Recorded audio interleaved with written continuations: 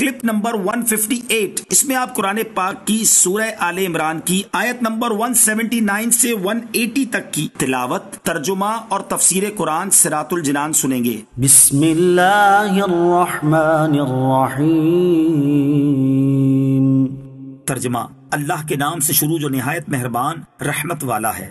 ما كان الله ليذر المؤمنين على ما أنتم عليه حتى يميز الخبيث من الطيب وما كان الله ليطلعكم على الغيب ولكن الله يجتبي من رسله من يشاء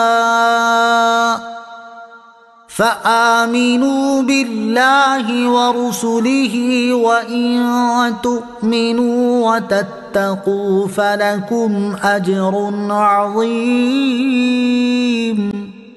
ترجمہ، اللہ کی یہ شان نہیں کہ مسلمانوں کو اس حال پر چھوڑے جس پر ابھی تم ہو، جب تک وہ ناپاک کو پاک سے جدا نہ کر دے۔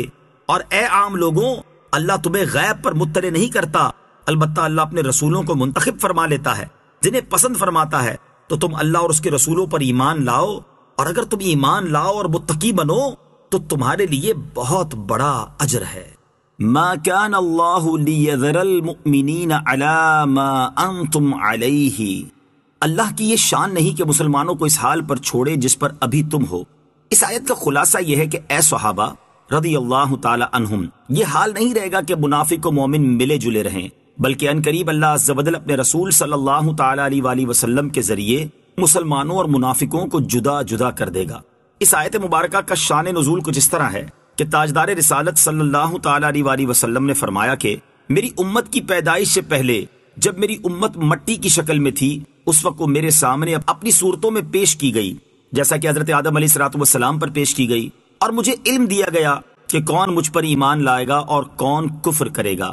یہ خبر جب منافقین کو پہنچی تو انہوں نے استہزاء کے طور پر کہا کہ محمد مصطفیٰ صلی اللہ تعالی علیہ وآلہ وسلم کا گمان ہے کہ وہ یہ جانتے ہیں کہ جو لوگ ابھی پیدا بھی نہیں ہوئے ان میں سے کون ان پر ایمان لائے گا اور کون کفر کرے گا، جبکہ ہم ان کے ساتھ رہتے ہیں اور وہ ہمیں پہچانتے نہیں۔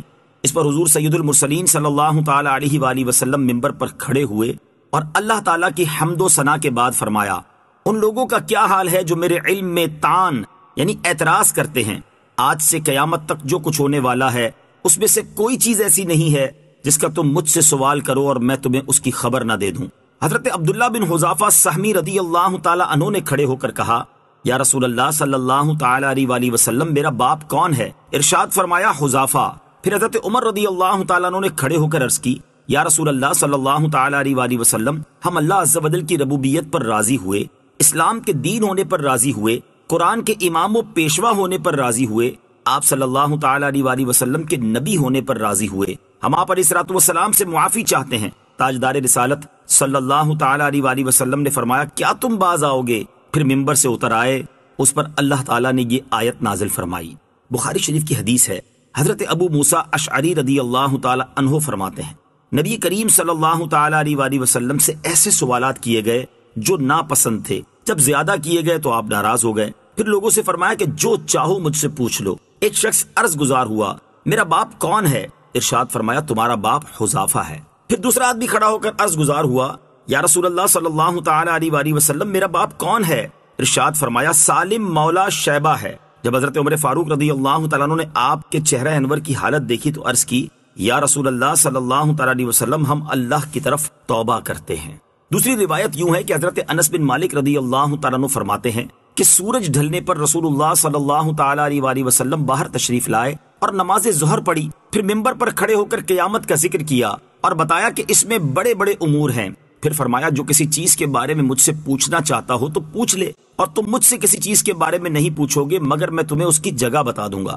بس لوگ بہت زیادہ روئے اور آپ علیہ الصلوۃ والسلام بار بار فرماتے رہے کہ مجھ سے پوچھ لو۔ حضرت عبداللہ بن حذافہ سہمی رضی اللہ تعالیٰ عنہ کھڑے ہو کر عرض گزار ہوئے، میرا باپ کون ہے؟ ارشاد فرمایا، تمہارا باپ حذافہ ہے۔ پھر آپ علیہ الصلوۃ والسلام بار بار فرماتے رہے کہ مجھ سے پوچھ لو۔ حضرت عمر فاروق رضی اللہ تعالیٰ عنہ گھٹنوں کے بل ہو کر عرض گزار ہوئے، ہم اللہ تعالیٰ کے رب ہونے، اسلام کے دین ہونے اور محمد مصطفیٰ صلی اللہ تعالیٰ علیہ وآلہ وسلم کے نبی ہونے پر راضی ہیں۔ حضور اقدس صلی اللہ تعالیٰ علیہ وسلم خاموش ہو گئے، پھر فرمایا ابھی مجھ پر جنت اور جہنم اس دیوار کے گوشے میں پیش کی گئیں، میں نے ایسی بھلی اور بری چیز نہیں دیکھی۔ ان احادیث سے ثابت ہوا کہ سرکار عالی وقار صلی اللہ تعالیٰ علیہ وآلہ وسلم کو قیامت تک کی تمام چیزوں کا علم عطا فرمایا گیا ہے، اور یہ بھی معلوم ہوا کہ حضور اکرم علیہ الصلوۃ والسلام کے علم غیب میں اعتراض کرنا منافقین کا طریقہ ہے۔ آیت میں فرمایا گیا کہ اے عام لوگوں، اللہ عز و جل تمہیں غیب پر مطلع نہیں کرتا، البتہ اللہ عز و جل اپنے رسولوں کو منتخب فرما لیتا ہے اور ان برگزیدہ رسولوں کو غیب کا علم دیتا ہے، اور سید الانبیاء حبیب خدا صلی اللہ تعالیٰ علیہ وآلہ وسلم رسولوں میں سب سے افضل اور اعلیٰ ہیں، انہیں سب سے بڑھ کر غیب کا علم عطا فرمایا گیا ہے۔ اس آیت سے اور اس کے سوا بکثرت آیات و احادیث سے ثابت ہے کہ اللہ تعالیٰ نے سلطان دو جہاں صلی اللہ تعالیٰ علیہ وآلہ وسلم کو غیب کے علوم عطا فرمائے، اور غیبوں کا علم آپ صلی اللہ تعالیٰ علیہ وآلہ وسلم کا معجزہ ہے۔ آیت کے آخر میں فرمایا کہ اے لوگو، تمہیں غیب کا علم نہیں دیا جاتا، تمہارا کام یہ ہے کہ اللہ عز و جل اور اس کے رسول پر ایمان لاؤ، جس میں یہ بات بھی داخل ہے کہ اس بات کی تصدیق کرو کہ اللہ تعالیٰ نے اپنے برگزیدہ رسولوں کو غیب پر مطلع کیا ہے۔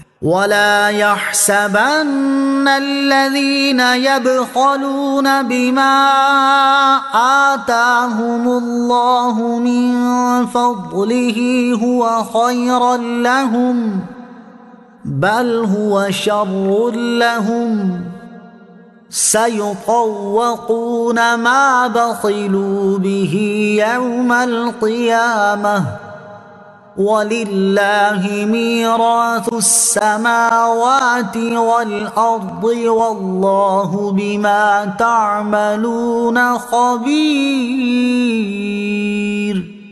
ترجمہ، اور جو لوگ اس چیز میں بخل کرتے ہیں جو اللہ نے انہیں اپنے فضل سے دی ہے، وہ ہرگز اسے اپنے لیے اچھا نہ سمجھیں، بلکہ یہ بخل ان کے لیے برا ہے۔ ان قریب قیامت کے دن ان کے گلوں میں اسی بال کا توق بنا کر ڈالا جائے گا جس میں انہوں نے بخل کیا تھا، اور اللہ ہی آسمانوں اور زمین کا وارث ہے، اور اللہ تمہارے تمام کاموں سے خبردار ہے۔ الذین یبخلون، وہ جو بخل کرتے ہیں۔ اس آیت میں اللہ تعالیٰ کی راہ میں مال خرچ کرنے میں بخل کرنے والوں کے بارے میں شدید وعید بیان کی گئی ہے، اور اکثر مفسرین نے فرمایا کہ یہاں بخل سے زکوٰۃ کا نہ دینا مراد ہے۔